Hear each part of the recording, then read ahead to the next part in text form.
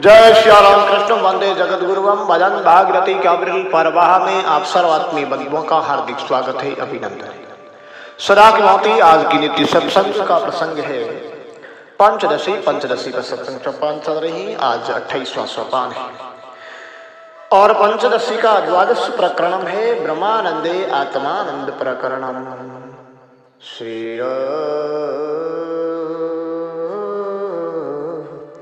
श्रीमदाद्य शंकराचार्य महाभाग की जय हो। स्वामी विद्यारण्य मुनि की जय हो, जय हो। श्री गणेशाय नमः।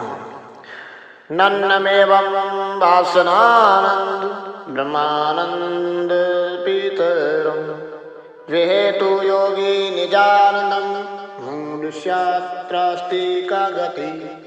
अब आत्मानंद का प्रारंभ करते हैं कि इस प्रकार पहले अध्याय में विवेकी को निजानंद के अनुभव का प्रकार दिखाकर मूढ़ जिज्ञासु को भी आत्मानंद पद का अर्थ जो तवम पदार्थ उसके विवेचन द्वारा ब्रह्मानंद के अनुभव का प्रकार दिखाने के लिए शिष्य के प्रश्न को कहते हैं।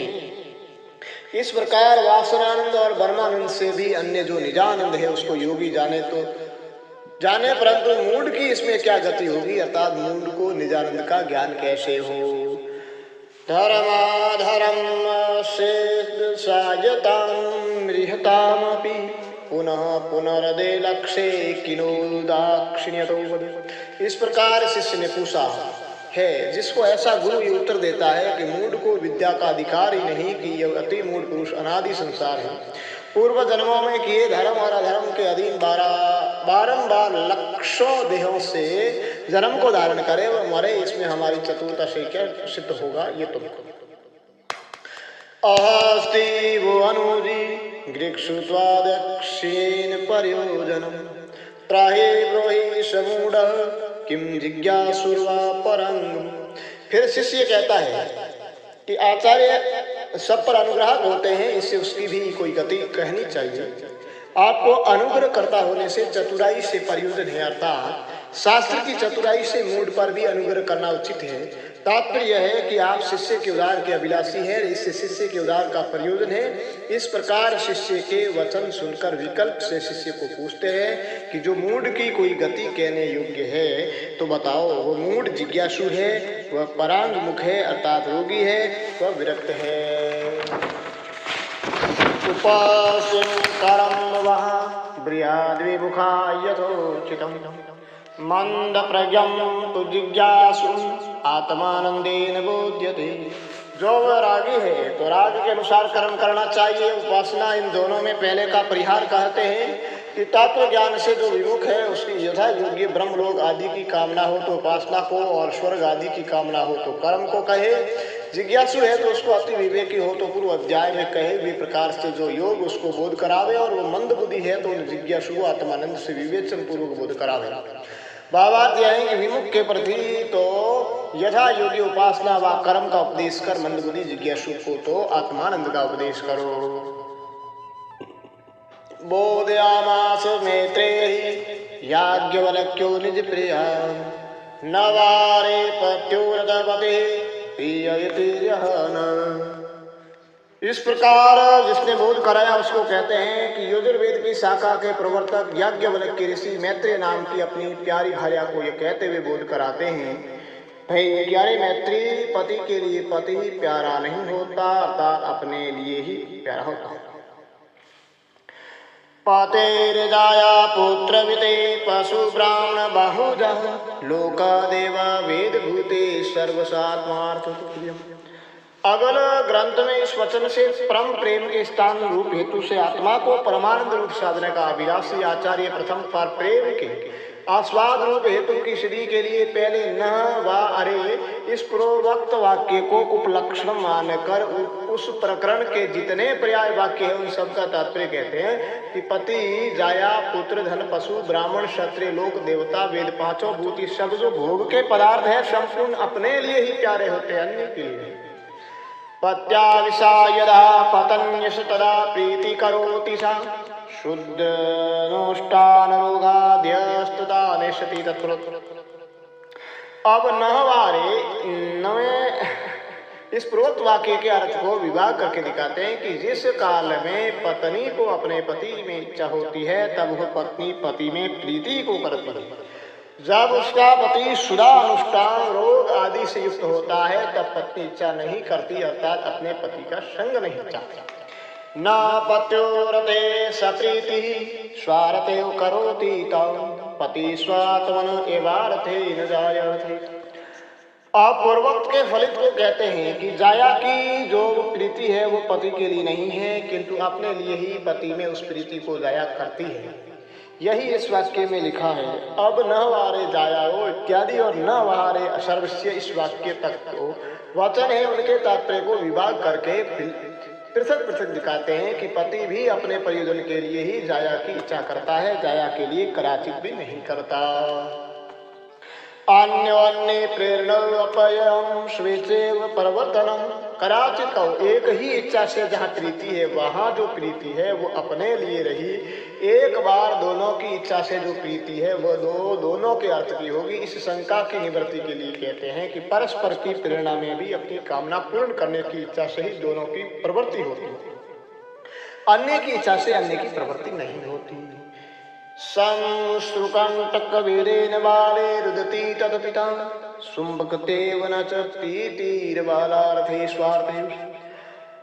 अब अपनी इच्छा से प्रवृत्ति को दिखाते हैं कि संश्रुक के कांटों के बींधने से बालक के रोदन करने पर भी बालक का पिता बालक के मुख को जो सुमता है वो प्रीति बालक के लिए नहीं है, किंतु अपने लिए यह बालक को कांटों के लगने से उल्टा रोता है, इससे प्रीति अपने लिए सुनती।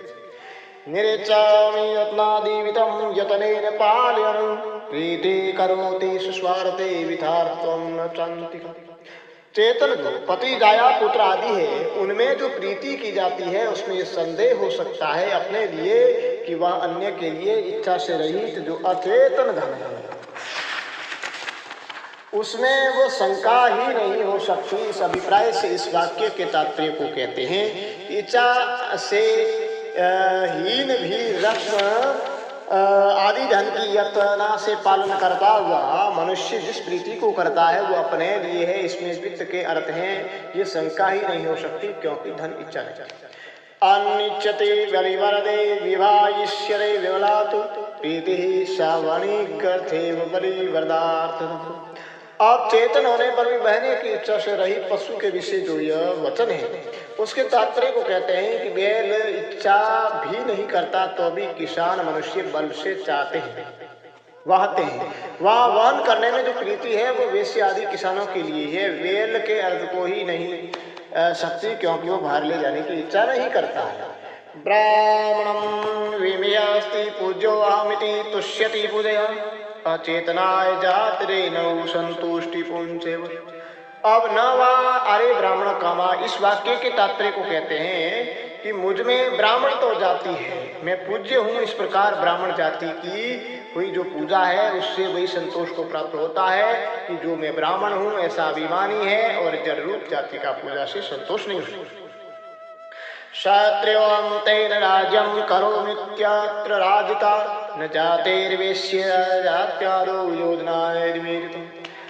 अब न वह क्षत्रिय इस वाक्य के तात्पर्य को कहते हैं कि मैं क्षत्रिय हूँ, इससे राज्य करता हूँ, या राजा क्षत्रिय तो जाति नहीं किंतु जाति वाले पुरुष हैं, अर्थात राज्य के भोग का सुख पुरुष को ही होता है। यहाँ क्षत्रिय का ग्रहण वेश्य आदि में घटाने के लिए, अर्थात क्षत्रिय पद वेश्य आदि का भी उपलक्ष्य है।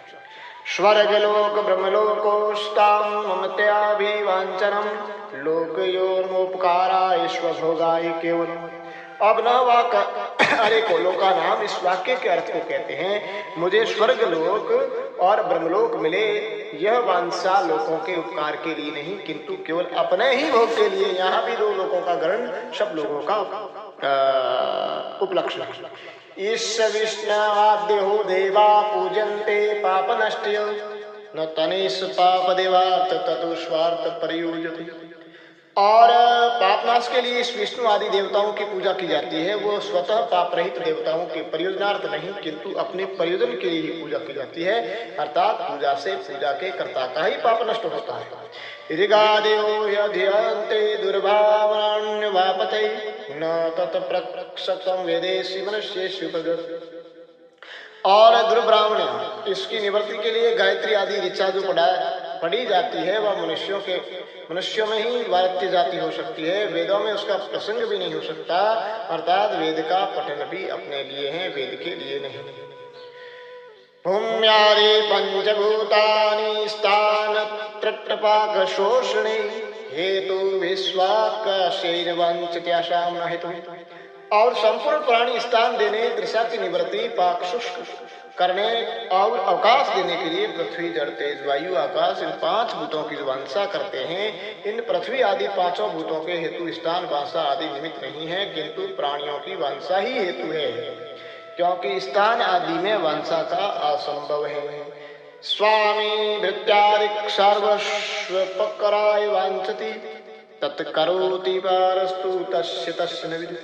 अब नवहार सर्वस्व कामा, इस वाक्य के तात्पर्य को कहते हैं कि स्वामी भृत्य आदि की जो संपूर्ण जन वाचा करते हैं वो अपने उपकार के लिए करते हैं, और उसका किया उपकार उसको नहीं जोता, अर्थात भृत्य स्वामी की वांछा अपने लिए करता है, वो उपकार भृत्यों को फल का दाता है, स्वामी को नहीं। इसी प्रकार स्वामी की भृत्यों की वांछा में भी समझना।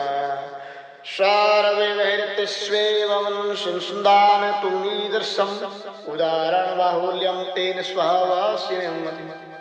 करासी कहो कि पूर्वोक्त श्रुतियों में बहुत उदाहरण क्यों दिए सो ठीक नहीं, क्योंकि इच्छा पूर्व भोजन आदि व्यवहारों में इस प्रकार समझने के लिए कि अपनी ही कामना के लिए संपूर्ण प्रिय होता है, ये दिखाने के लिए पति जाया आदि बहुत से उदाहरण दिए हैं। इसे अपनी बुद्धि में निश्चय करें कि आत्मा भी प्रीति के लिए ही संपूर्ण प्रिय होते हैं, अन्य के लिए नहीं। अथ के हम भवेत प्रीति सूर्यते निजातमणि रागो वद्यादि विश्यस्य धायागादि क्रम भक्ति स्वाद गुदेवादि प्राप्त। आत्मा के लिए सबको जो प्रिय कहा उससे आत्मा को अत्यंत प्रिय कहा सो नहीं बन सकता, क्योंकि प्रीति क्या वस्तु है ये निरूपण नहीं। इस अभिप्राय से शिष्य प्रश्न करता है कि जो यह अपने आत्मा में प्रीति सुनी जाती है वह क्या राग रूप है, वह श्रद्धा रूप है अथवा भक्ति रूप कि वह इच्छा रूप है। इन सारों पक्षों में भी प्रीति सब विषय नहीं हो सकती, क्योंकि राग बद्धू आदि नहीं हो सकता है, यज्ञ आदि में नहीं, और श्रद्धा योग आदि में हो सकती है, वधु आदि में नहीं, और भक्ति देवता आदि में हो सकती है, अन्य में नहीं। इच्छा प्राप्त वस्तु की हो सकती है, अन्य इससे प्रीति के विषय संपूर्ण नहीं हो सकते। अत्रस्तु सात्विके वृत्ति सुखमात्रानुवर्तिनी प्राप्ते नष्टे अपि सद्भावादिवच्चारो वितिरस्ति। आप पूर्वोक्त सारों पक्षों से अन्य पक्ष को मानकर उत्तर देते हैं कि यदि प्रीति राग आदि रूप नहीं है तो केवल सुख ही है विषय, जिसका ऐसी जो सत्वगुण का परिणाम रूप अंतःकरण की वृत्ति वही प्रीति रहे। कदाचित कहो कि वह प्रीति इच्छा रूप ही है सो ठीक नहीं, क्योंकि इच्छा अप्राप्त सुख की होती है, प्रीति तो सब में होती है, क्योंकि प्राप्त हुए सुख के नष्ट होने पर भी प्रीति विद्यमान होती है। इस प्रीति इच्छा से भिन्न है। सुख साधन तो पानादाय प्रिय। अब सुख के हेतु अन्न आदि के समान आत्मा में भी प्रीति के दर्शन में ये शंका करते हैं कि आत्मा भी सुख का हेतु हो जाएगा। अन्न पान आदि सुख के हेतु भूत उपाधि से प्यारे देखे हैं, इसी प्रकार आत्मा भी अनुकूल और प्रिय होने से अन्न आदि के समान सुख का हेतु है।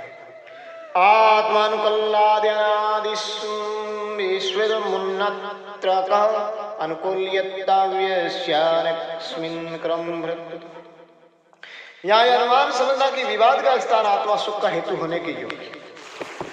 उक्त शंका का इस अभिप्राय से परिहार करते हैं कि अन्नपान आदि में भोग्यत्व रूप उपाधि है, अर्थात जहाँ जहाँ सुख का साधन है वहाँ वहाँ भोग्यतव है, और जहाँ जहाँ प्रियतव है वहाँ वहाँ भोग्यतव है। यह नियम नहीं, क्योंकि आत्मा में प्रियतव है, भोग्यतव नहीं, क्योंकि जो धर्म साध्य का व्यापक और साधन का अव्यापक होता है उसको ही उपाधि कहते हैं। अर्थात अन्न आदि के समान आत्मा को भी सुख का हेतु मानोगे तो इस सुख साधन रूप अनुकूल से अनुकूल करने योग्य जगत में कौन होगा, क्योंकि आत्मा से अन्य कोई भोक्ता नहीं।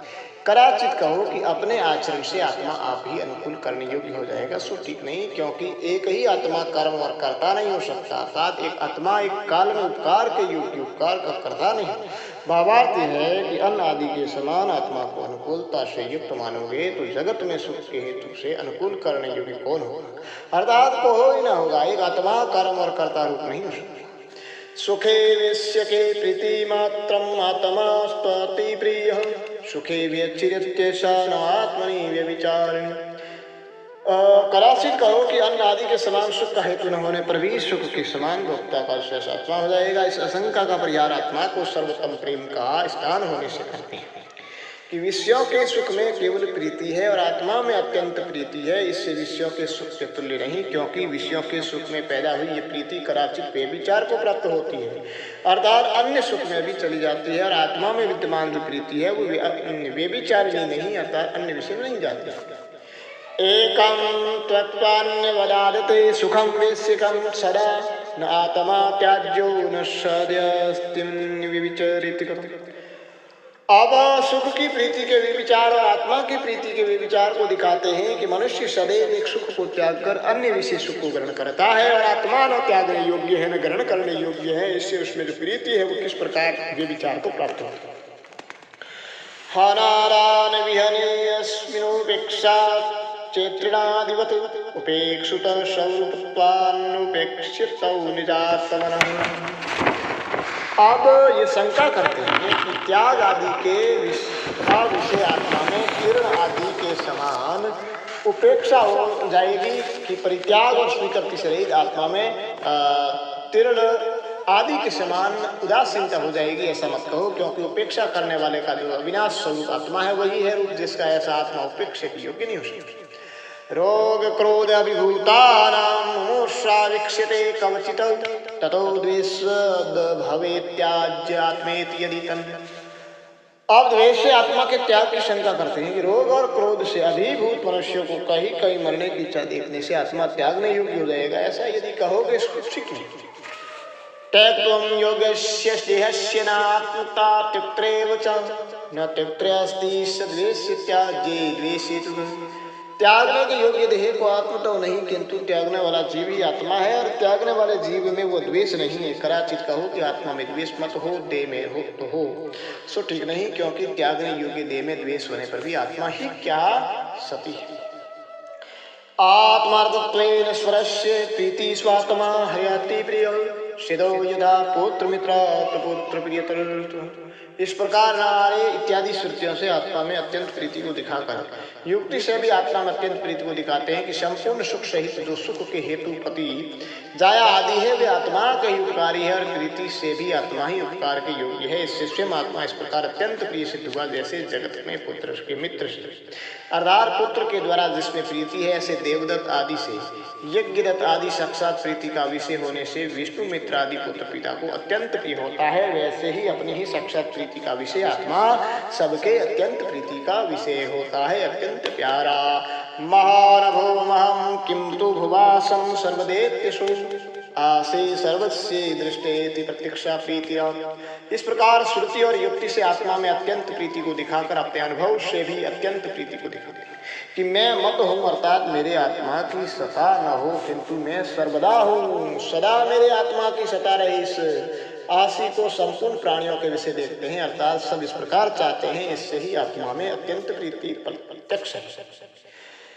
इत्यादि भी स्त्री प्रीतो सिद्धामेवात्मनि पुत्र भार्यादि शेषत्वात्मनो के सुधि। वृत्तांत को कहकर मतांतर के दूषण देने के अर्थ प्रारंभ करते हैं कि इस प्रकार अनुभव और श्रुति युक्ति रूप तीनों हेतुओं से आत्मा में प्रीति के सिद्ध होने पर भी कोई श्रुति के तात्पर्य के अज्ञानी मनुष्य आत्मा को पुत्र भार्य आदि का शेष कहते हैं, अर्थात पुत्र भार्य आदि को प्रधान और आत्मा को गौण कहते हैं। एतद्व्याख्या पुत्रे मुख्यात्मतावं श्रुतितम आत्मा वे पुत्र नामेति तसोपनिषदि स्फुटो। और पुत्र को ही मुख्य आत्मा कहने की इच्छा से पुत्र में ही इस श्रुति से मुख्य आत्मा तो कहा है कि पुत्र नाम का आत्मा निश्चय से है, अर्थात श्रुति में पुत्र को मुख्य आत्मा कहा है कि पुत्र मुख्य आत्मा है। यह ऐत्रेय उपनिषद में स्फुट है। सोऽस्यात्मा पुण्य भय कर्म भय प्रीति ध्यते यत्यास्य तर्वात्मायं कृत्य प्रमेय।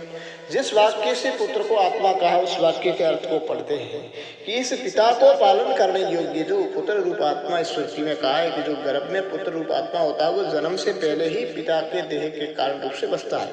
उस पुत्र रूप आत्मा को पुण्यों का प्रतिनिधि बनाकर यह मेरा उपकारी आत्मा हो गया ये समझकर पिता का जो प्रत्यक्ष दिखता निज आत्मा है वह वृद्ध अवस्था से ग्रसा हुआ कृत्य होकर मर जाता है। भावार्थ यह है कि पिता अपने पुत्र रूप आत्मा को पुण्य कर्मों का प्रतिनिधि समझकर अन्य देह रूप अपने आत्मा को कृतार्थ समझकर मरता है।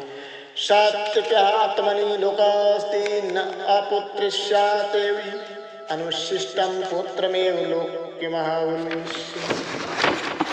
अब पूर्वोक्त के दृढ़ करने के लिए पुत्रहीन को परलोक नहीं है इस वाक्य के अर्थ को कहते हैं कि जिससे पुत्र मुख्य आत्मा है इसी से अपने विद्यमान रहते हुए भी पुराण आदिकों में यह बात प्रसिद्ध है कि पुत्रहीन मनुष्य को परलोक नहीं मिलता। इस प्रकार निषेध मुख से कही प्रयुक्त का इस वाक्य के अन्वय मुख से वर्णन करते हैं कि शास्त्र के ज्ञाता बुद्धिमान पुरुष उसी पुत्र को परलोक का साधन कहते हैं जिसको तू ब्रह्म है मंत्रों से शिक्षा दी हो अर्थात ब्रह्मज्ञानी पुत्र से परलोक में पिता पहुंचता है। मनुष्य लोको जया स्यात् पुत्रेण वित्रेण मुमुक्षुर्मत्रेत पुत्रं तवं ब्रह्मेत्यादि मंत्र के। अब इस वाक्य के अर्थ को कहते हैं कि जैसे लौकिक सुख में भी पुत्र ही हेतु कहा है मनुष्य लोक का सुख पुत्र से ही होता है कर्म आदि अन्य साधनों से नहीं अर्थात पुत्रहीन मनुष्य को धन आदि से कुछ नहीं मिलता। पहले शिक्षा दिए पुत्र को जो परलोक का हितकारी कहा है अब शिक्षा के समय में मंत्रों को दिखाते हैं कि मरण के समय में पिता इन मंत्रों से पुत्र को शिक्षा दे कि तू ब्रह्म है तू यज्ञ है तू ही परलोक है इत्यादि श्रुतया प्राहु पुत्र भार्यादि शेषता लौकिकायपि पुत्रस्य प्राधान्यमनुमन्वति। अब पूर्वोक्त अर्थ को समाप्त करते हैं कि इत्यादि पूर्वोक्त श्रुति आत्मा को पुत्र और भार्य आदि का शेष कहती है और यह बात केवल श्रुतियों से सिद्ध नहीं किंतु लोक में भी प्रसिद्ध है क्योंकि लौकिक मनुष्य भी पुत्र को प्रधान मानता। स्वास्तिं मृतेऽपि पुत्रादिर्जीवेदित्यादिनो तथैव यत्नं कुरुते मुख्य पुत्रादिस्तु। वही दिखाते हैं कि मनुष्य उसी प्रकार के यत्न को करता है जिससे अपने मरने पर भी पुत्र भार्य आदि धन और क्षेत्र आदि के व्यय से जिससे अपने परिश्रम को सह कर भी पुत्र आदि के जीवन का उपाय करता है। इससे पुत्र आदि प्रदान है और अपनी आत्मा गौण है। बाणमितावतानात्मा शिशु भवति कच्चित् गौण मिथ्या मुख्य भेदरात्मायं भवति। इस प्रकार लोक प्रसिद्ध से दिखाई पुत्र आदि की प्रधानता को अंगीकार करते हैं कि यह बात सत्य है कि पुत्र आदि प्रधान है परंतु कहीं पुत्र आदि की प्रधानता से आत्मा किसी का शेष नहीं होता। कदाचित कहो कि प्रतिज्ञा मात्र से अर्थ की सिद्धि नहीं होती ये शंका करके और जिस व्यवहार में जिसको आत्मा कहना है उस व्यवहार में उस आत्मा को प्रधान दिखाने के लिए आत्मा के तीन भेद दिखाते हैं कि गौण मिथ्या मुख्य भेद में से आत्मा तीन प्रकार का देवदत्तसुस्यमित्येकं गौणमेत्यौ भेदस्य भासमानत्वात् पुत्रादिरात्मा। उन तीनों में पुत्र आदि में गौण आत्मा दिखाने के लिए जगत में गौण प्रयोग का उदाहरण देते हैं कि वह देवदत्त सिंह है। यहाँ जो देवदत्त सिंह की एकता है वो गौण है क्योंकि इन दोनों का भेद देखते हैं। इसी प्रकार पुत्र आदि की आत्मता भी भेद की प्रकृति से गौण है।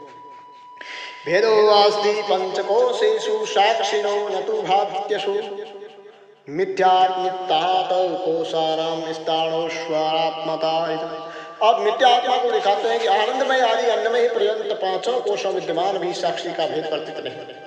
इससे पांचों कोश इस प्रकार मिथ्या आत्मा स्वरूप है जैसे सूर्य से भिन्न स्थाणु मिथ्या स्वरूप न भाति भेदो नाप्यास्ति साक्षिणो प्रतियोगिनो सर्वंत्रत्वात् मुख्य।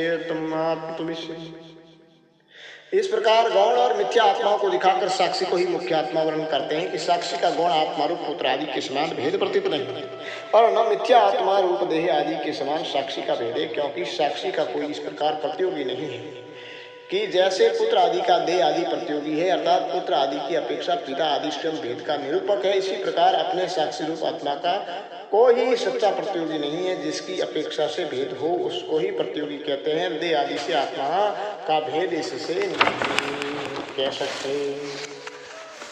क्या आरोपित है? कराचित कहो कि वेद के अभाव से साक्षी गौण और मिथ्या आत्मा मत हो, परंतु साक्षी की मुख्य आत्मा होने में क्या कारण है? ठीक नहीं, क्योंकि देह पुत्र आदि सबका अंतर होने से अर्थात प्रत्यक्ष रूप आत्मा सबके मध्य में प्रत्यमान होने से साक्षी ही मुख्य आत्मा है, गौण नहीं। यह विद्यमान मनुष्य विष्ट है। ग्रंथकार ने अनुमान सूचित किया है कि विवाद का स्थान साक्षी मुख्य आत्मा होने योग्य है। सबका अंतर होने में से जो मुख्य आत्मा नहीं होता वो सबका अंतर भी नहीं होता। जैसे अहंकार आदि भावार्थ यह है कि प्रतियोगी रहित साक्षी का भेद न भासता है न है, इससे सबका अंतर होने से साक्षी ही मुख्य आत्मा का सत्यम व्यवहारेषु यस्मातोचितं तेषु तस्यैव शेषितं सर्वस्य। इस प्रकार आत्मा तीन प्रकार का रहे, फिर पुत्र आदि का शेषी कहने से क्या सिद्ध हुआ? इसलिए कहते हैं कि ऐसे आत्मा के तीन भेद होने पर भी जिन लौकिक वैदिक व्यवहार में अर्थात पालन पोषण ब्रह्म को आत्मा समझने में जिस पुत्र देव साक्षी की आत्मता उचित है, उन व्यवहारों में पुत्र देव का साक्षी शेष है और उससे अन्य शब्द शेष होते हैं। मुमूर्षो ग्रहराक्षारो गौणात्मेवोप्यते न मुख्यात्मा न मिथ्यात्मा पुत्र शेषी भौतिक। अब शेषी भाव को ही 5 श्लोकों से विस्तार से कहते हैं कि जो मनुष्य मुमुर्ष है, मरने योग्य, उसके घर की रक्षा आदि में पुत्र भार्या आदि रूप गौणात्मा ही उपयोगी होता है, क्योंकि कुछ काल तक जीवेगा। साक्षी रूप मुख्य आत्मा अविकारी होने से, मिथ्या रूप आत्मा मरण से उन्मुख होने से उपयोगी नहीं होते हैं, इससे पुत्र रूप आत्मा ही प्रमाण होता है। आद्यता व्यनयत्यत्र सन्यग्रहते अयोग्यतवेन योग्यत्वाद्वष्ट्रेवात्र गृह्यते।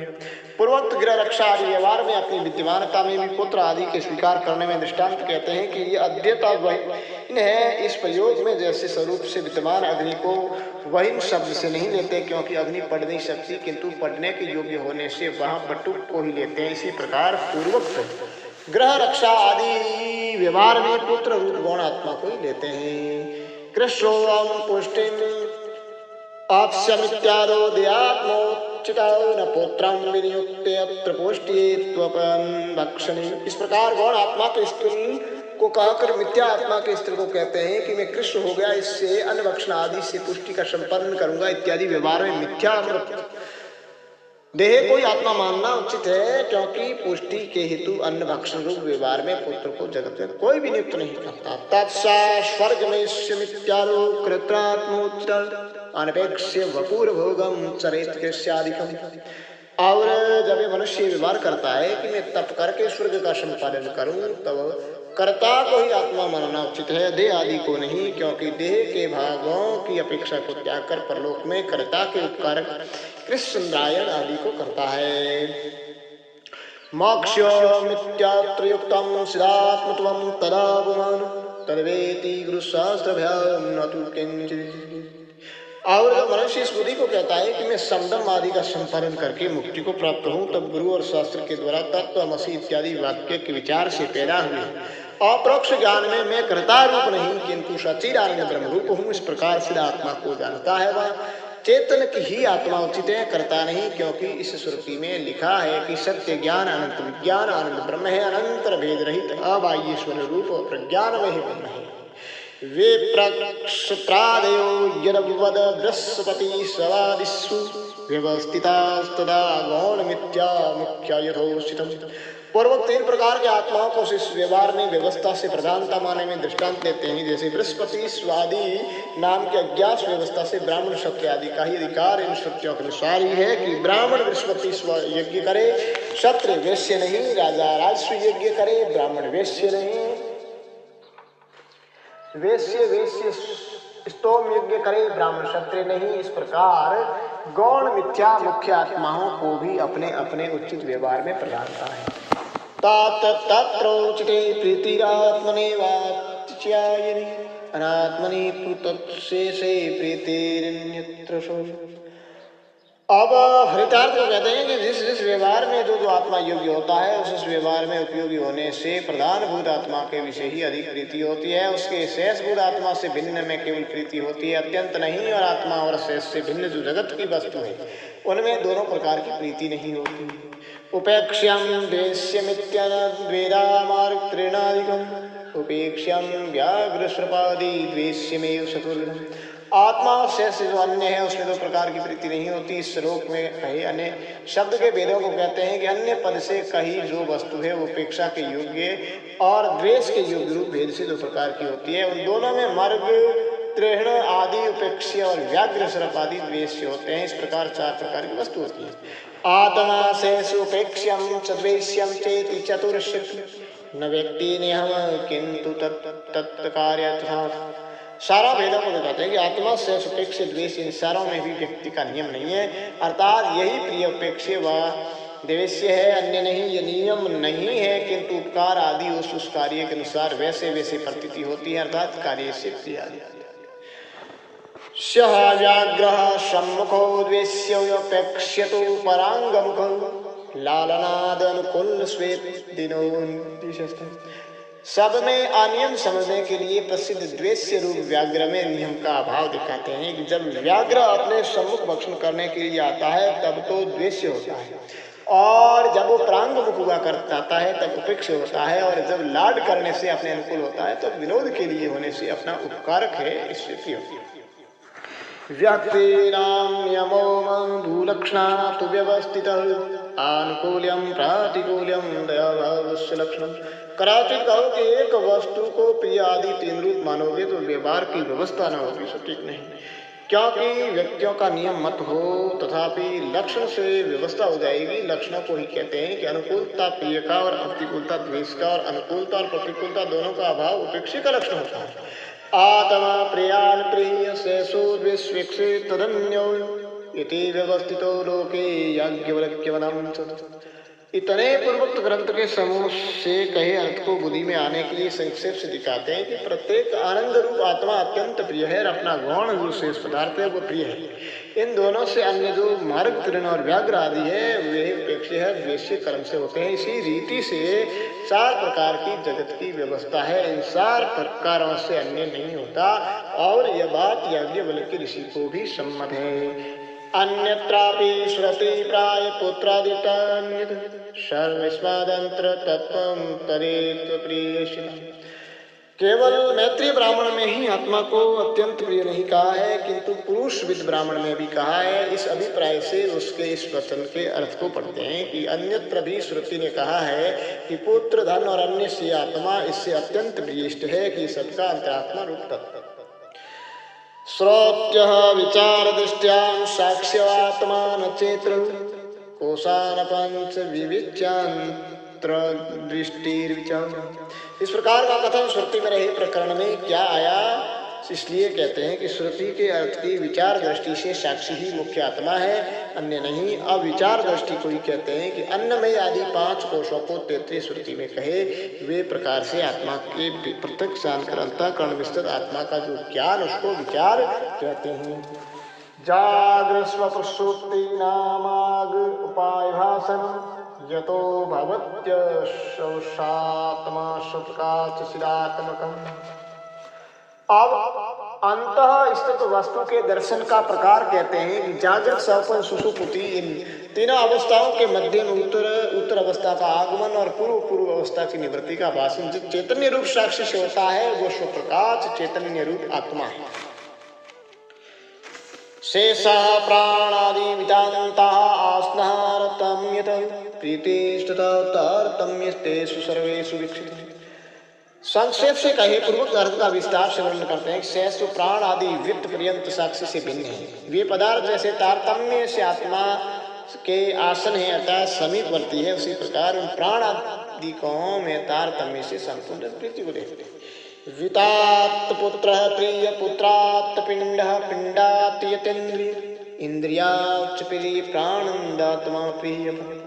प्रीति के तारतम्य के अनुभव को स्पष्ट करते हैं कि संपूर्ण प्राणी पुत्र आदि की विपत्ति दूर करने के लिए धन का व्यय करते हैं, इससे वित्त से पुत्र प्रिय है, और अपने देह की रक्षा करने के लिए कदाचित पुत्र को भी दे देते हैं, इससे पुत्र की अपेक्षा अपना पिंड प्रिय है। इंद्रियों की रक्षा के लिए ताड़न आदि से ही देह की पीड़ा को भी कहते हैं, इससे ही देह की अपेक्षा इंद्रिय प्रिय है। और मरण के प्रसंग में मरण निवृत्ति के लिए इंद्रियों की विकलता को भी स्वीकार करते हैं, जैसे कि गलते पैर को काट देते हैं, इससे इंद्रियों की अपेक्षा प्राण प्रिय है। इस प्रकार उत्तर को अत्यंत प्रिय का विशेष सब जानते हैं और आत्मा को परम प्रेम का आस्वादन है, ये तत्व ज्ञानी जानते हैं। भावार्थ है कि धन से पुत्र, पुत्र से देह से इंद्रिय, इंद्रिय से प्राण प्रिय होता है, आत्मा प्राण से भी परम प्रिय होता है।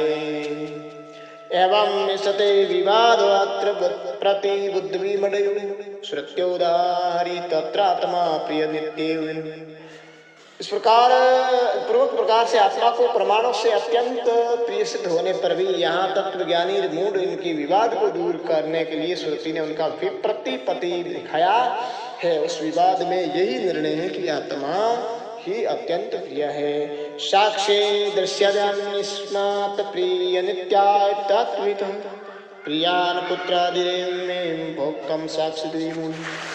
उस विवाद को ही कहते हैं कि तत्वज्ञानी तो यह कहता है कि साक्षी आत्मा से भिन्न जो दृश्य है जगत उससे आत्मा ही अत्यंत प्रिय है, और मूढ़ बुद्धि यह कहता है कि पुत्र आदि ही अत्यंत प्रिय, साक्षी तो इनका भोक्ता है। आत्मवन्यम प्रिय भूते शिष्य प्रतिवाद्यति तस्योत्तरम वचो बोधसापो क्रियते उपरमा। आत्मा से भिन्न जो प्रिय कहता है उस वादी के उत्तर को कहने के लिए पृथक पृथक उन वादियों को दिखाते हैं। शिष्य और प्रतिवादी ये दोनों आत्मा से अन्य को प्रिय कहे तो उन दोनों को बोध और शाप की प्रत्युक्त कर्म से प्रियम तवाम रोतस्तिप्यमुत्रम वति तत्वित स्वत् प्रियस्य दृष्टत्वम शिष्यो वेति विवेक।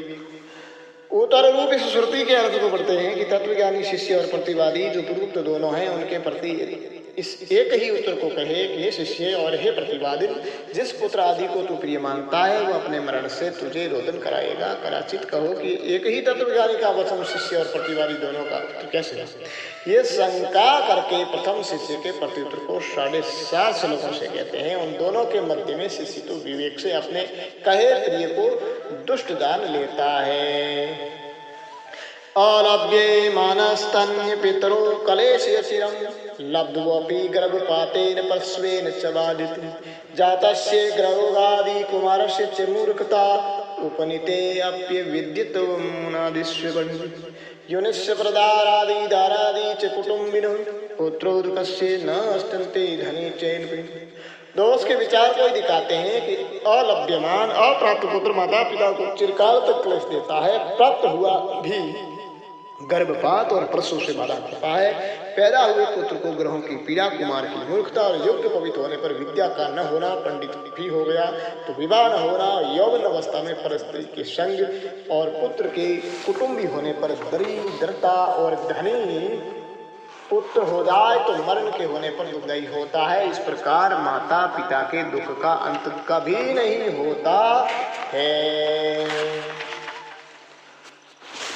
एवं निविश्य पुत्रादो प्रीति विभक्त्या निजातमनि निश्चिते प्रमाण प्रीतिम वीक्षिते तम हरनिशम।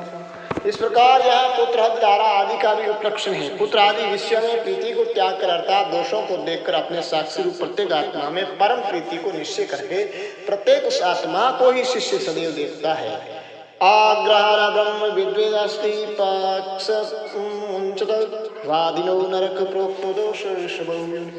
अब प्रतिवादी के प्रति जो प्रिय तुझे रोदन कराएगा ये उत्तर है कि उसकी सापरूपता प्रकट करते हैं कि आग्रह से अर्थात मैंने जो पुत्र आदि को प्रिय कहा है उसको सर्वदा न त्याग गूंगा इस हट से और उसके कहे का खंडन करूंगा। इस ब्राह्मण के द्वेष से अपने पक्ष को नहीं छोड़ते। विवादी को नरक की प्राप्ति होगी। त्रिक आदि बहुत योनियों में पुत्र भार्या आदि इष्ट का वियोग और अनिष्ट की प्राप्ति रूप दोष प्रिय मुझे रोदन कराएगा। इस सूत्र के दाता ज्ञानी ने कहा है। भावार्थ यह है कि आग्रह और ब्राह्मण के द्वेष से पक्ष को न छोड़ते वादी को नरक और बहुत योनियों से ब्रह्मविद ब्रह्म रूपत्वादि सत्तेन वर्णितम् यदि तत्तेव स्यातिस्य प्रतिवादिनो। कदाचित कहो कि ज्ञानी का कहा प्रोक्त वचन शिष्य के प्रति उपदेश रूप और वादी के प्रति शाप रूप कैसे होगा, क्योंकि एक में विरुद्ध दो रूप नहीं कर सकते। और ये शंका करके इस वचन के तात्पर्य को कहते हैं कि जिससे ब्रह्म ज्ञानी अपने को ब्रह्म का अनुभव होने से ईश्वर रूप है, इससे उसने जिस शिष्य आदि की प्रति जो इष्ट व अनिष्ट कर दिया है वह विशिष्य और प्रतिवादी को इष्ट अनिष्ट फल ज्ञानी के अभिप्राय के अनुसार अवश्य हो। यस्तु साक्षिणम् आत्मानं सेवते प्रियम उत्तमं तस्य प्रियांशात्मानुष्यति कदाचित्। निषेध मुख से कहे पूर्वोक्त अर्थ के अन्य मुख के प्रतिपादक इस वाक्य के अर्थ को पढ़ते हैं कि अनात्मा को प्रिय कहने वाले से अन्य जो शिष्य है वो अपने प्रिय अर्थात अत्यंत प्रेम के विशेष साक्षी रूप आत्मा की सेवा करते हैं, अर्थात स्मरण करता है उस शिष्य आदि का प्रिय माना या आत्मा प्रतिवादी के माने हुए प्रिय के समान कदाचित नष्ट नहीं होता, अर्थात जैसे उत्तर के दाता तत्व ज्ञानी को प्रिय ब्रह्म का सदा भान रहता है, इसी प्रकार शिष्य को सदानंद रूप प्रिय ब्रह्म का सदैव भान रहता है। भावार्थ यह कि जो अत्यंत प्यारे साक्षी रूप आत्मा का स्मरण करता है उसका अत्यंत प्यारा या आत्मा कदाचित भी नष्ट नहीं होता। पर प्रेमास्मदत्वेन परमानंद रूपता सुख वृद्धि प्रीति वृद्धौ सार्वभौमादि सुश्रुता। इस प्रकार आत्मा को परम प्रेम के आस्वाद का हेतु सिद्ध करके फलित का वर्णन करते हैं कि परम प्रेम का आस्वाद होने से आत्मा परमानंद रूप है। यहाँ यह अनुमान है कि आत्मा परमानंद रूप है। अत्यंत प्रेम का आस्पद होने से जो परमानंद रूप नहीं होता वह अत्यंत प्रेम का आस्पद भी नहीं होता है। जैसे घटादी यह केवल व्यतिरेकी अनुमान है। अब परम प्रेम के आस्पद रूप हेतु ही कि आत्मा के परमानंद रूप साधने में सामर्थ्य दिखाने के लिए प्रीति की वृद्धि में सुख की वृद्धि को कहते हैं कि संपूर्ण भूमि के राज्य आदि ब्रह्मलोक पर्यंत जितनी पदवी है उनमें जहाँ जहाँ प्रीति बढ़ती है वहाँ सुख की वृद्धि है। और ये तैत्तिरीय और वृहदारण्यक श्रुतियों में कहा है इससे उत्तम प्रीति के होने से आनंद की भी उत्तमता जानने को शक्य है। भावार्थ यह है कि जिससे चक्रवर्ती राज्य आदि पदवियों में प्रीति की वृद्धि से सुख की वृद्धि सुनी है, इससे परम प्रेम का आस्वाद होने से आत्मा परमानंद रूप है। चैतन्यवत सुखम साक्ष्य स्वभाव से चिरात धीवृत्ति अनुवृत्ते सर्वस्विचित। वादी शंका करता है कि इस आत्मा का चैतन्य के समान सुख की यदि स्वभाव है तो चैतन्य के समान उस आत्मा के स्वरूप भूत आनंद का भी संपूर्ण बुद्धि की वृत्तियों में अनुवर्तन हो जाएगा। इससे आत्मा परमानंद रूप नहीं हो सकता। मेवमुष्ण प्रकाशात्मा दीपस्तस्य प्रभाग्रे व्याप्नोति नोष्णता तद विचरेत व अनुवर्तम। चित आनंद इन दोनों का आत्मा स्वरूप होने पर भी वृत्तियों में चैतन्य की ही अनुवृत्ति होती है, आनंद की नहीं। ये बात दृष्टांत के बल से कहते हैं। ये पूर्वोक्त शंका का समाधान करते हैं कि ऐसा मत कहो, क्योंकि जैसे दीपक उष्ण और प्रकाश रूप है पर उसकी प्रभा ही गृह आदि में जाती है, उष्णता नहीं जाती, इसी प्रकार बुद्धियों की वृत्तियों में चैतन्य का ही अनुवर्तन होता है, आनंद का नहीं। गंध रूप रस स्पर्शेवपि चक्षु यथा पृथक् एकाक्षणैक एवार्थो गृहते नेत्रस्तः। कदाचित कहो कि चित्त और आनंद ये दोनों एक ही है। इसमें चैतन्य की व्यंजक जो बुद्धि की वृत्ति है उनमें ही आनंद की प्रकटता हो जाएगी। इस शंका का पूर्वोक्त नियम के अभाव से परिहार करते हैं। जैसे एक द्रव्य में वर्तमान गंध रूप रस स्पर्श आदि के मध्य में घ्राण आदि एक इंद्रिय से गंध आदि एक ही गुण जाना जाता है, अन्य रूप आदि नहीं जाना जाता। इसी प्रकार चैतन्य का भी भान होता है, आनंद का नहीं। चिदानंदौरेव भिन्नौ गंधास्तु विलक्षणा इति चेद भेदोपि साक्ष्यन्यत्रवः। आप दृष्टांत और राष्ट्रत्व के व्यस्मय की शंका करते हैं कि चित्त और आनंद ये दोनों भिन्न नहीं और गंध आदि तो विलक्षण है। ऐसा कहोगे तो इसमें ये विकल्प है।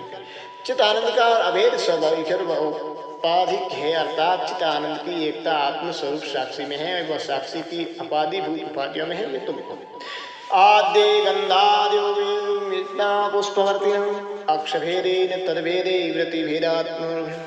पहले पक्ष में दृष्टांत तो दाष्टिक के सामने को कहते हैं। प्रथम पक्ष में साक्षी के विषय चित्त व आनंद का भेद मानते हो तो पुष्प में वर्तमान गंध आदि भी इसी प्रकार परस्पर चित्त आनंद के तुल्य अभिन्न है, क्योंकि अन्य को छोड़कर एक को नहीं ला सकते।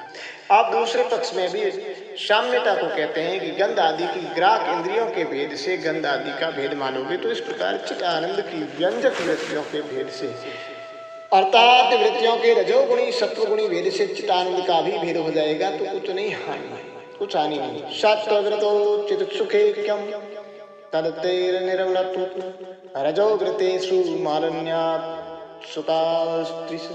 अब चित्त और आनंद इन दोनों का भान कहा जाता है। इस शंका का उत्तर देते हैं कि शुभ कर्म से प्राप्त हुई सत्व गुण का परिणाम रूप जो बुद्धि की वृत्ति है इसमें चित्त और सुख की एकता वास्ती है, क्योंकि ये वृत्ति निर्मल रूप है और रजोगुण का परिणाम रूप जो वृत्ति है उसको मलिन होने से उसमें सुख रूप अंश का तिरस्कार होता है, अर्थात सुख नहीं भाता। तिन्तिनी फलम त्वमलम नवणेनियतम यदा तदा मलस्य तिरस्कार दिस्मलम यदा। अब विद्यमान भी सुख अंश के तिरस्कार में दृष्टांत देते हैं। जैसे अत्यंत अमल तिनतिनी के फल में लवण के योग से अत्यंत अम्लता का तिरस्कार होता है, इसी प्रकार रजोगुणी वृत्ति में आनंद का तिरस्कार होता है। ननो प्रियतम तबेन परमानंदात्मनि विवेक्तुम सत्यतमेव विना योगेन किम भवेत्। अब गूढ़ अभिप्राय से शंका करते हैं, पूर्वोक्त प्रकार से आत्मा का परमानंद रूप परम प्रेम के आस्पद रूप हेतु से गौण मिथ्या आत्मा रूप जो प्रिय उपेक्षित द्वेष्य है उनसे पृथक जानने को शक्य है, तो उस आत्मा के परमानंद रूप को जानो, तथापि यह विवेक मुक्ति का हेतु है, क्योंकि अपरोक्ष ज्ञान के द्वारा मुक्ति का हेतु योग को ही कहा है। यद्योगेन तद्वेति वादावो ज्ञान सिद्ध योग प्रोक्तो विवेकेन ज्ञानम किम नु प्रजायते। गूढ़ अभिप्राय से ही उत्तर देते हैं कि जैसे योग अपरोक्ष ज्ञान का हेतु है, ऐसे ही विवेक भी अपरोक्ष ज्ञान का हेतु है। ये गूढ़ अभिप्राय है। अब गूढ़ अभिप्राय जो शंका समाधान में कहा उसको प्रकट करते हैं कि जैसे पूर्व अध्याय में अपरोक्ष ज्ञान का साधन योग को कहा है, इसी प्रकार इस अध्याय में कहा जो गौण आदि आत्मा के विवेक द्वारा पंचकोशों का विवेक, उससे भी अपरोक्ष ज्ञान पैदा होता है। भावार्थ यह है कि जो योग से होता है वो विवेक से भी हम कहते हैं, क्योंकि जैसे ज्ञान का सिद्धि के लिए योग को कहा है, वैसे ही क्या विवेक से ज्ञान नहीं होता, अर्थात अवश्य होता है।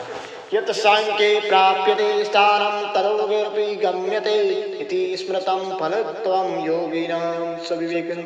आप पूर्वोक्त में प्रमाण कहते हैं कि आत्मा और अनात्मा के विवेक सांख्य शास्त्र के ज्ञाता जिस मोक्ष रूप स्थान को प्राप्त होते हैं, योगी जन भी उस स्थान को प्राप्त होता है।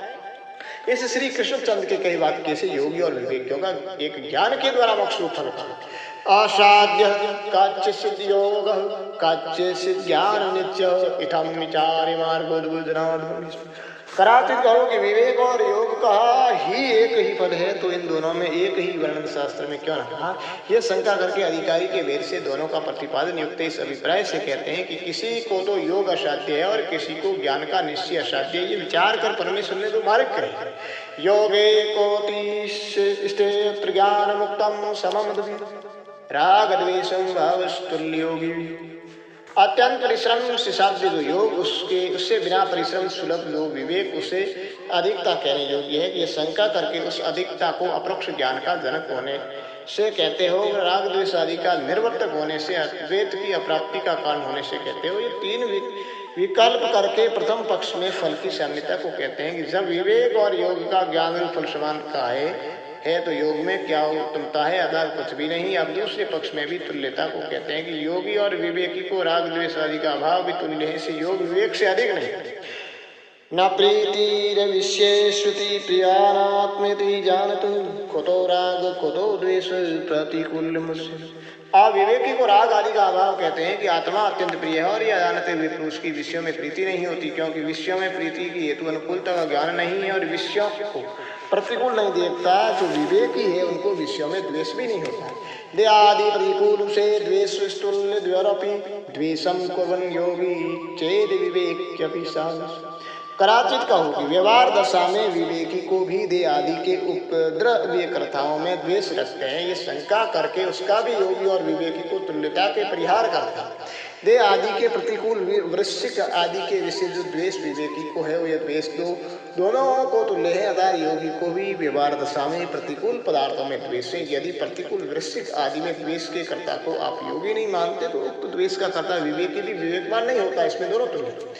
द्वैतस्य प्रतिभानं तु व्यवहारेषु द्वयो समं समादो नेति चेत द्वैतम विवेकिनं। कराचित कहो विवेकी को द्वैत का ज्ञान है, योगी को तो नहीं। इस प्रोक्त तीसरे विकल्प में योगी की अधिकता हो जाएगी। ये शंका करके विवेकी को द्वैत का ज्ञान व्यवहार दशा में कहते हो, वह अन्य काल में ये दो विकल्प करके पहले में दोनों की समानता कहते हैं कि व्यवहार दशा में द्वैत का भान होगी और विवेकी दोनों को समान है।